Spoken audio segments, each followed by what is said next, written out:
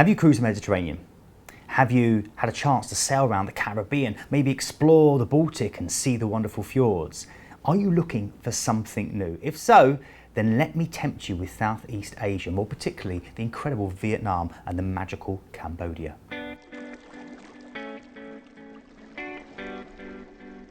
Well, welcome to Planet Cruise Weekly. It's episode 27. It's me, Keith, and welcoming back, fresh from my last appearance, which was very, very popular, all about weddings, we have wonderful Jade Reynolds. Hi there.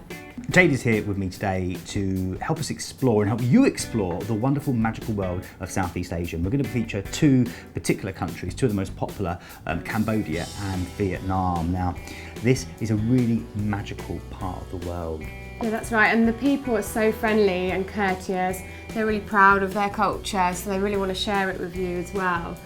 Now, Vietnam and Cambodia, for both of those countries, Jade, I'm sure you'd agree, cruise tourism is still a relatively new phenomenon, if you like, which is really great because A, it gives you a really authentic view into a genuine experience, holiday experience that isn't too touristy. Yeah, so cruising is also a great way to explore in comfort as well, because you're going back to your ship every night, so you still get a taste of that kind of rustic feeling on land, but you're going back to your nice westernised cabin and the ship and all the entertainment they've got in the evenings as well.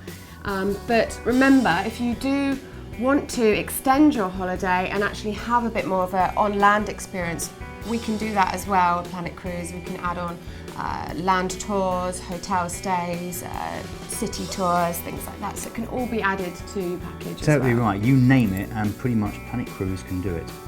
Okay, now picking the best time to cruise in this part of the world can be quite challenging at times because I suppose, well, there's so many different diverse weather conditions, and when you consider that Vietnam itself has more than 2,000 miles of coastline, it can really differ from the north to the south in the same month. You will also find that the cruise lines tend to avoid the hottest times of the year and the rainy seasons and the humid seasons, so generally you'll find the cruise schedules work around this. From November to March time, that's when you'll find most of the main cruise lines operate in that area. But it is also the busiest time of year, so you'll find there will be lots more crowds. So if you do want to avoid things like that, maybe plan your holiday at a different time of the year. Now, Southeast Asia is a growing market for cruise companies. There is a wide range of different itineraries to fit different budgets and travel interests, and almost every cruise line now has at least two ships that are in the area, if not just for that main bulk part of the season between November and March. Some of them have them all year round, and most of the cruises originate from either Australia, Singapore or Hong Kong. Yeah, or you can do like a section of the world cruises that are offered by companies such as Princess, P&O, Cunard and also Holland America. So they actually split up the world cruise, so you can just do a sector. Just do the Southeast Asian sector if you like. Throughout that part of it. And as well, Keith, there are lots of river cruise opportunities to take you to Southeast Asia, such as Avalon, Uniworld, Viking. They offer various tours which will cover the Mekong as well. Yeah, you're right actually, that's a good point. And this is a really good way of getting more of an in-depth experience as you travel along the Mekong. Now let's look at the ports themselves that you're going to get to experience. We've got to start with Halong Bay. You know, sailing into this UNESCO World Heritage Site is simply one of the best things that cruising has to offer. And the actual name Halong Bay translates as the dragon descending into the sea, and that's because the locals believe that thousands of years ago a dragon did descend into the sea here, and it's what's created these amazing limestone islands. You need to get up early and pack your camera because the scenery actually starts several hours before your cruise dock. You don't want to miss that sunrise. There's all the little boats out fishing and it's just the most magical experience.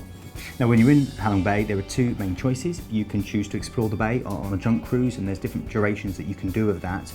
Or you can go into Hanoi, which is about a 3-hour journey either way. If you do go in there, it's a really frenetic place. Motorbikes whizzing around everywhere, quite crazy, but you do get to see the women wearing their traditional conical hats, carrying poles with baskets on each end. There's loads of small shops with colourful embroidery, and there's an amazing old quarter where there's great souvenir shopping and lots of markets, traditional markets and spices to enjoy.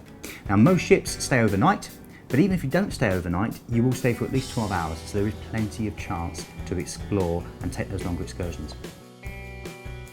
Okay, now, Phu Mai is more than likely going to be on your itinerary listing when you are cruising in this particular area, and it's your opportunity to go through to the amazing Ho Chi Minh City, or as we probably know it better, Saigon. Now, it's a great mixture of skyscrapers sitting alongside these kind of brightly coloured Buddhist temples and also Hindu temples and some gorgeous French colonial buildings.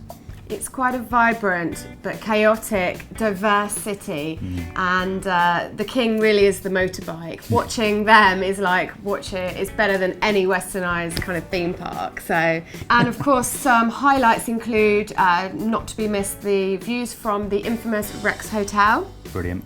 The hawkers and the street food, all the smells as you walk along, definitely not to be missed, and also the Ben Thang Market, which is one of the world's greatest and famous bazaars. Yeah, it's an incredible place to go, and literally you can buy anything, which is always good when you're looking for a present or something special. A little bit of shopping. A little bit of shopping, don't we? Yeah, head there. And also, the big thing if you've got military interests is to go to the GT tunnels, which is of course where the Viet Cong waged a lot of their war against the American GIs. Very fascinating. You can go down and see all the kitchens and the kind of places they used to sleep and all the traps they used to lay. It's quite a fascinating, if not dark at times, tour to go and do. Now, another mainstay of the Vietnam itinerary is going to be the port of Chiang Mai. This is giving you a chance to go to two of the big cities in what's known as more central Vietnam. We've got Da Nang and also Hue. We should say at this point the history, the culture and the food are very different here to both the south and the north of Vietnam. So this is probably one of the most popular areas of Vietnam right now. Now, start with Da Nang. Jade, tell us about Da Nang. It's kind of midway between Hanoi and Ho Chi Minh City, or Saigon as it was once called. The port of Da Nang is actually the third largest city in Vietnam, and it was established in the 2nd century. You may have heard of the India-influenced Champa Kingdom, and a lot of the artwork and artifacts are reflected in the large museum that they've got there. It's one of the main things that people like to go and do, is to visit that. Also, really is best known for its role in the Vietnam War. And the other big place to visit if you are in Chiang Mai is the wonderful city of Hue. It's about 60 miles north of Da Nang. It's an UNESCO World Heritage Site, and it's bisected by the Perfume River. And you can still see the lovely temples, the pagodas, this really huge imposing citadel which has a beautiful moat all the way around it, and the star attraction, which is the Then Mu Pagoda. And this is the official symbol really of Hue, a 7-tier pagoda built in 1601, so it's really, really old and overlooks the Perfume River. And if you get a chance, go to the bonsai garden because it's absolutely brilliant. China Beach is another one of those places that people can go to, isn't it, Jade? Yeah, this is the beach where all the American troops used to enjoy the sun and surf during their downtime when they were kind of on leave during the war. And you can actually still see bunkers and helicopter hangars kind of in the areas nearby. So it's great for the history, but my top tip is to visit Hoi An, which is a charming little village, and it's very colourful. It's kind of got lovely little tea houses. And in fact, many of the restaurants offer cooking classes, so you can learn how to eat and how to cook some of this incredible cuisine. Now, this is quite an exciting destination because it's more beach orientated, so some of you watching will be going, hooray! And this is Nha Trang, and it's not just about beaches though, we've got to say, because the setting is quite spectacular. You've got these huge mountains that kind of loom up behind the city, these kind of sweeping beaches that go into the distance, these gorgeous turquoise water which is dotted with little islands, and then palm trees kind of gently swaying in the breeze. It's absolutely idyllic. And the great Cham Tower complex which overlooks the local Kai River. Tell us about what you think your two most popular things to do here are. Well, definitely the Lon Song Pagoda.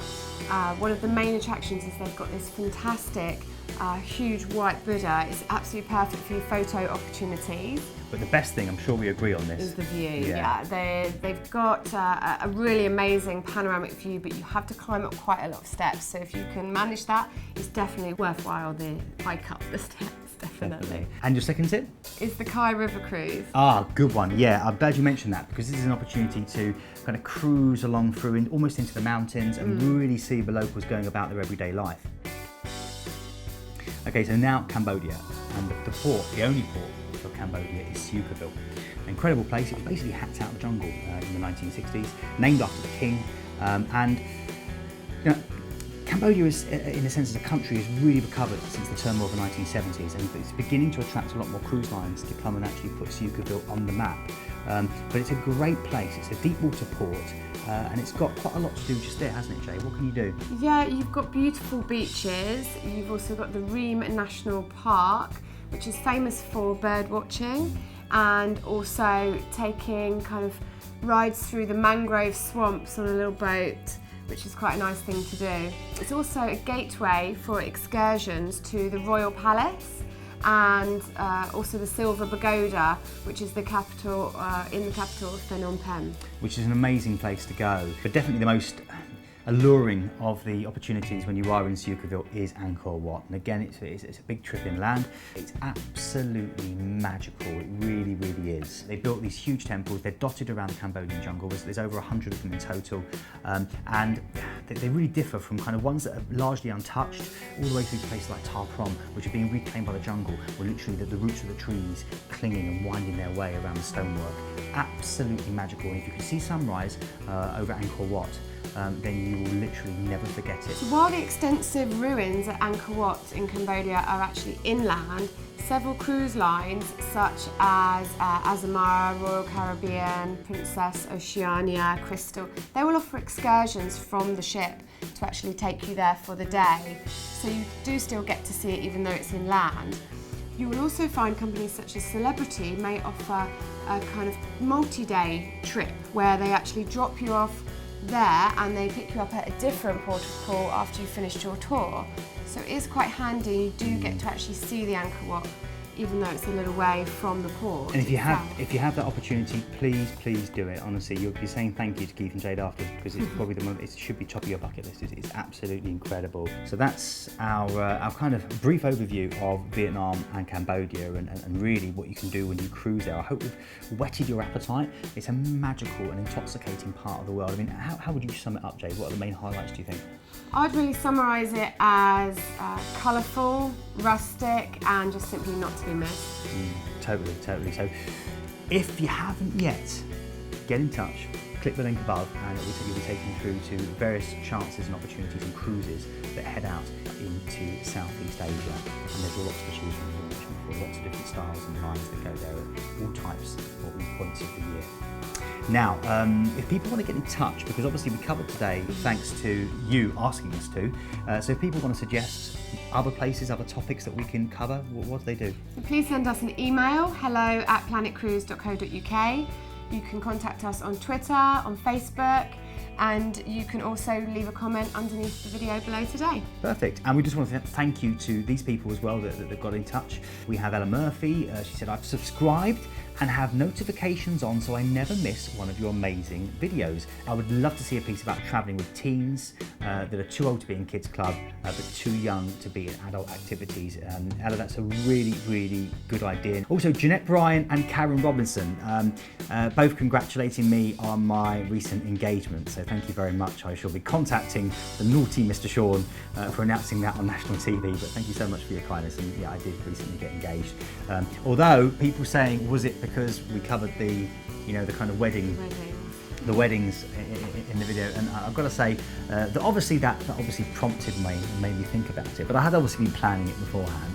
I had thought about it, and it wasn't just a result of doing the video with Jade and talking about weddings on cruise ships. Honestly, we'll see you next week.